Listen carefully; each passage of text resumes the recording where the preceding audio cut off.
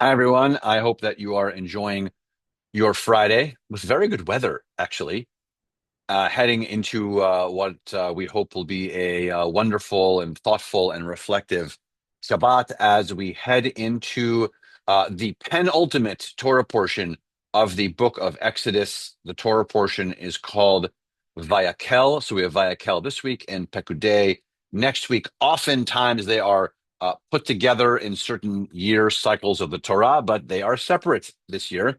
And so we get to have a week of both. And so here is Vayakhel. Vayakhel has in it maybe the most lovely root word in it that we think about all the time here at B'nai Israel and at synagogues all over the world, because it has in it, Vayakhel has the root word that also connects to kehillah, or community. So it really all is about community, and it's the last bits of the conversation of the building of the tabernacle, the conversation between God and Moses and Aaron and these two artisans who make the completed parts of this tabernacle of the ark that will hold the Ten Commandments. Traditionally, by the way, thought to hold both sets: the set that was destroyed by Moses when he sees the building of the golden calf, and the new set that God gives Moses. So possibly both are going to be in this completed ark. But the coolest part about this Torah portion, I think, is that in the building of the tabernacle, God, through Moses, asks all the Israelites to bring to the building of the tabernacle items and donations that they want to have built into the tabernacle. They're items of gold or yarn or of a whole myriad of other things, which, by the way, we've been hearing the last few weeks. And so the Israelites actually are on this mission to continually donate and donate and donate and bring more and more and more items to the tabernacle. And in this week's Torah portion, Moses actually says, stop bringing things. We actually are overflowing with your donations. We're actually so good with our donations, we don't need them anymore. What an incredible concept.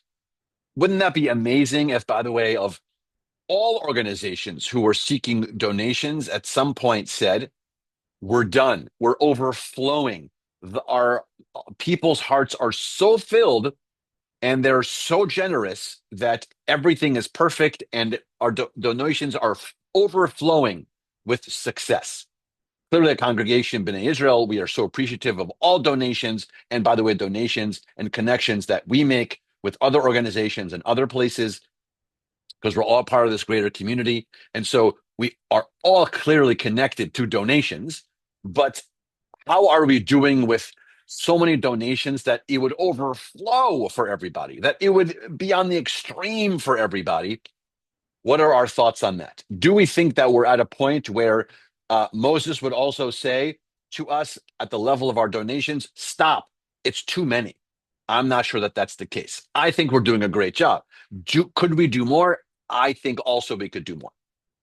So on this Shabbat, let's just reflect on the idea of tzedakah, the idea of these beautiful donations that we give of our time, of our money, of maybe clothing and other objects.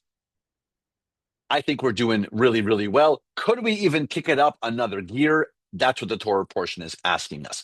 Can we get it to a level that someone might say to us, stop, we're overflowing so much we can't take any more donations? With a beautiful concept. So I invite us all, like I said, to think about this Shabbat. Services tonight, you should know, are not here at Congregation B'nai Israel. It is Pride Shabbat. It is the citywide Pride Shabbat. It's at the Federation campus, actually.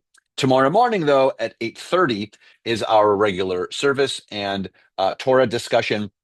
And by the way, if you are observing a yahrzeit and you won't be able to do it tonight because we won't be here, those names will be read tomorrow morning at services. So just as a reminder, no service here tonight. I think that it's actually full already for the Pride Shabbat.